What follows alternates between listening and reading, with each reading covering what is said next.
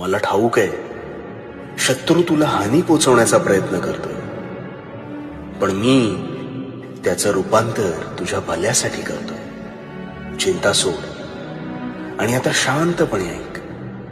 मनातील सर्व इच्छा या पूर्ण होतील. नियतीनुसार इथे हिसकावून खाणारा कधीच सुखी होत नाही आणि वाटून खाणारा हा कधीच दुःखी होत नाही. म्हणून वर्तमानात तू निस्वार्थ कर्माचे रोप लाव.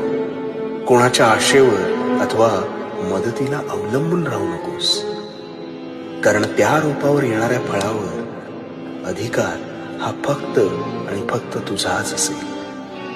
कर्म शुद्ध ठेव आणि हो, भिवू नकोस, कारण मी तुझ्या पाठीशी. भिवू नकोस, मी